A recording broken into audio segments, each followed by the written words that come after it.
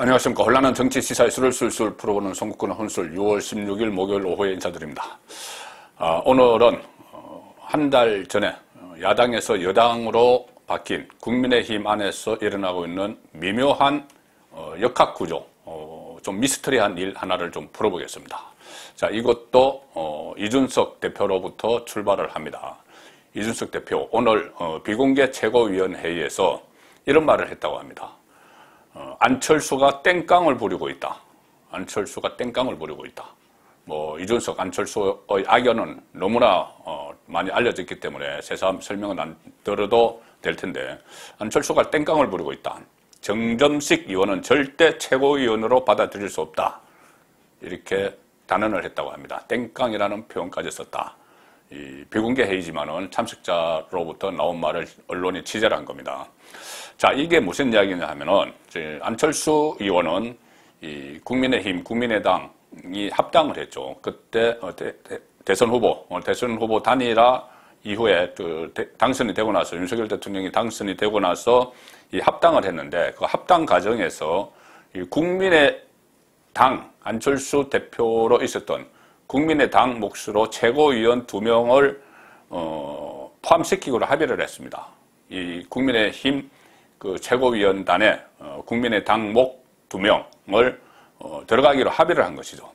자, 그래서 안철수 의원이 국민의당 전 대표 자격으로 2명을 최고위원으로 추천을 했는데, 그 사람이 누구냐면은, 한 사람은 국민의힘 정점식 의원, 또 한 사람은 국민의당 전 서울시당위원장이었던 김윤, 이 두 사람을 추천을 했습니다. 이 두 사람을 추천을 하니, 일단 이 추천을 한 두 사람을 보면은, 김윤, 이 사람은 국민의당 서울시당위원장이니 안철수 사람이라고 쳐도, 왜 국민의당 출신이 아닌 국민의힘 소속 정점식 의원을 국민의당 몫으로 안철수 의원이 추천을 했을까? 좀 미스터리죠. 자, 잠시 후에 설명을 드리고, 이렇게 두 사람을 추천하니 이준석이 공개적으로 강하게 반발을 했습니다. 우리가 그냥 명단만 틱 주면은 통과해주는 그런 조직 아니다. 우리 다 최고위원회의가 그렇게 호락호락하나? 이런 이야기죠. 그러면서 김윤에 대해서는 분명히 반대 이유를 밝혔습니다. 과거에 김윤 전 위원장이 이 국민의힘에 대해서 아무리 다시 고쳐도 쓸 수가 없는 정당이다, 이렇게 폄훼 발언을 했죠. 그것 때문에 김윤은 안 된다, 이렇게 이야기를 했는데, 자, 지금 김윤이 관심이 아니고 이준석 입장에서는 정점식 의원이 관심이죠, 사실. 왜 국민의힘 소속을 국민의당 몫으로 하느냐, 이렇게 그 점을 비토 이유로 되고 있는데, 자, 속사정이 있습니다. 오늘도 권성동 원내대표가 중재자 역할을 자해를 해서 두 사람에게 좀 양보를 얻어내려고 시도를 했지만, 둘 다 절대 양보하지 못한다. 자, 이런 입장만 들었습니다. 자, 그렇다면 안철수는 왜 과연 국민의당 몫으로 정점식 국민의힘 의원을 최고위원으로 추천을 했을까? 그리고 이준석은 왜 친윤 정점식 자기 당 소속 의원을 최고위원으로 국민의당 몫을 하나 빼고 추천을 하는데, 그것을 끝까지 반대하면서 땡깡을 부린다는 표현까지 썼을까? 자, 궁금해지는 대목이죠. 자, 그런데 배경을 좀 따지고 보면은, 이 두 사람이 이렇게 대응하는 데 대한 속마음이 읽힙니다. 일단 안철수 의원은 이 정점식 추천 표면적 이유를 이렇게 이야기를 하죠. 이것은 화합의 제스처다. 이제 같은 당이 됐는데 국민의당 출신만 고집하는 것 자체가 화합을 위해 바람직하지 않다. 그래서 당 현역 중에서 좋은 분이지만 기회를 못 가졌던 분을 추천했다. 화합의 제스처다. 이렇게 표면적으로 이야기했는데 썩 와닿지는 않습니다. 국민의당 몫으로 두 사람을 추천하기로 했는데, 이제 한 당이 됐으니 국민의당 출신만 고집하지 않고 국민의힘 중에서 좋은 분 추천한 거다, 이렇게 이야기를 하죠. 국민의당에도 본인이 이끌던 현역의원 비례대표 3명도 있었고, 대선 때 본인을 도와줬던 많은 사람들이 있습니다. 선대위원장들도 있었고. 그런데 다 제치고 한 사람은 김윤, 국민의당 서울시당 위원장, 그리고 한 사람은 국민의힘에 있던 인물을 추천을 했다. 그런데 그것이 화합 제스처다. 와닿지 않죠. 자, 속사정이 있습니다. 안철수가 이렇게 할 수밖에 없는 속사정. 우선 정점식 의원을 안철수 본인과 윤석열 대통령의 정치적 연대고리로 삼기 위한 것 아니냐, 이런 해석이 가능합니다. 왜 그러냐면 일단 정점식 의원은 검찰 출신이죠. 친윤 의원으로 분류가 되는데 이 윤석열 대통령과 검사 임기 동기입니다. 동기고 초임직, 검사 초임지도 대구지검에서 같이 근무를 했습니다.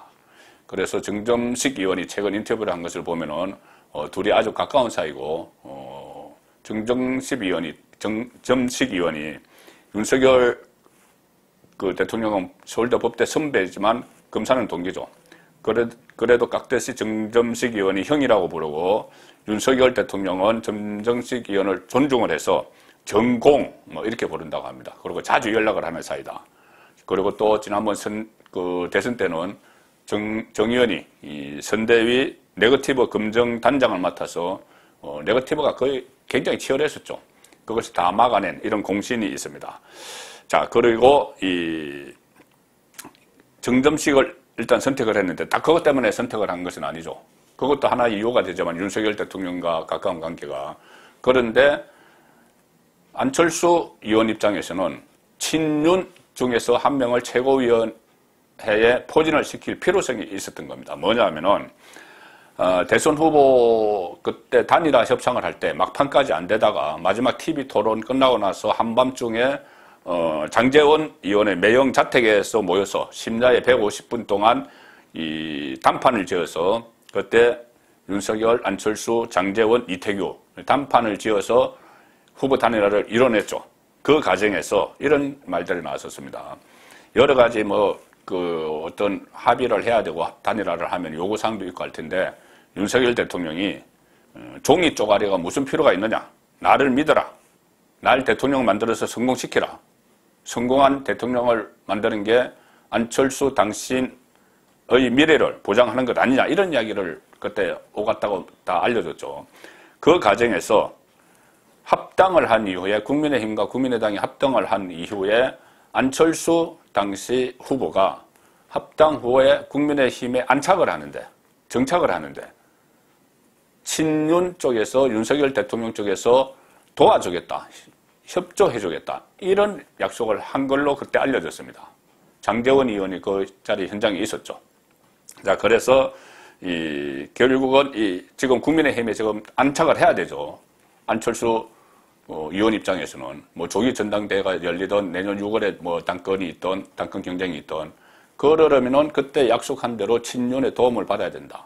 자, 그런데 최근에 이 민들레 모임이 추진이 됐었죠. 민들레 모임. 친윤 의원들 한 30명이 모여서 만들려고 했던 그 모임. 그 모임이 친윤의 세력화인데 그걸 장제원 의원이 주도를 하려고 했는데 권성동 의원이 반대를 했죠. 강하게 반대를 했고 이준석도 사주적이다 이렇게 반대를 해서 장제원 의원은 빠져나왔습니다. 이준석이 반대한 것도 장제원이 반대한 것도 본인들의 정치적 이해에 맞지 않기 때문이죠. 이준석은 친윤 모임이 되면은 그쪽에서 안철수를 지원을 할지도 모른다. 그 전에 약속했었기 때문에. 권성동 마찬가지죠. 권성동도 내년 4월에 원내대표 끝나면은 6월에 당초 예정대로 6월에 이 당권 경쟁이 있으면은 거기에 도전을 할 심산인데 친윤 그룹이 본인도 친윤이지만 친윤 그룹이 장제원이 이끄는 친윤 그룹이 안철수를 지원을 하면 본인은 어려워진다.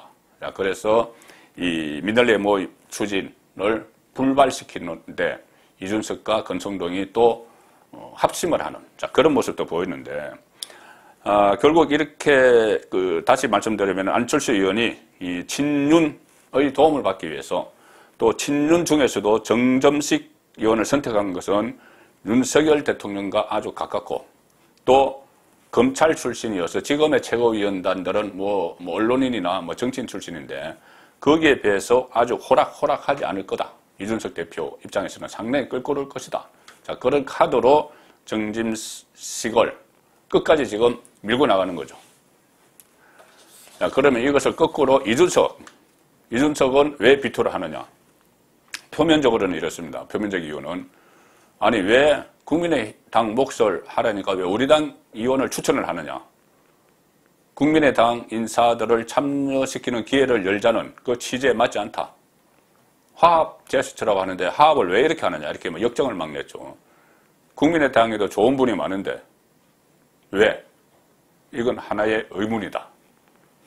이렇게 이야기하는 것은 지금 안철수 의원이 정 의원을 최고위원회에 포진시키려고 하는 저희를 알기 때문이죠. 이준석도 알기 때문이죠. 자, 그래서 이준석은 이 친윤 그리고 안철수의 연대고리가 정점식 최고위원이 될 수 있다. 이런 생각에서 반대를 하는 거죠. 땡깡을 부리고 있다. 안철수가. 그런 표현까지 쓰면서. 그렇게 되면 또 최고위원 회의에서 가뜩이나 국민의당 몫이 한 명 들어가는데 김윤이든 뭐 다른 사람을 또 넣든 거기다 안철수가 추천한 국민의힘 친윤이 들어가면은 그 최고위원 회의 안에 안철수의 입김이 작용할 가능성이 훨씬 높아지죠. 그리고 이 검찰 출신 깐깐한 성격의 정 의원이 안철수에게는 최고위원회에 넣어서 이준석을 견제하는 데 필요하지만 이준석 입장에서는 껄끄럽죠. 부담스럽죠. 자, 그렇기 때문에 갑자기 정식 의원을 넣고 안철수, 이준석 다시 충돌이 벌어졌는데 이 결과는 좀 예상 밖의 변수에 따라서 달라질 수가 있습니다. 자, 지금 24일이다, 27일이다 이제 이야기가 아직 있는데 이준석 징계위원회, 성상납 의혹에 대한 징계위원회 징계 수위에 따라서 이 변수도 또 다른 국면을 맞을 수도 있습니다. 송국근의 혼술이었습니다.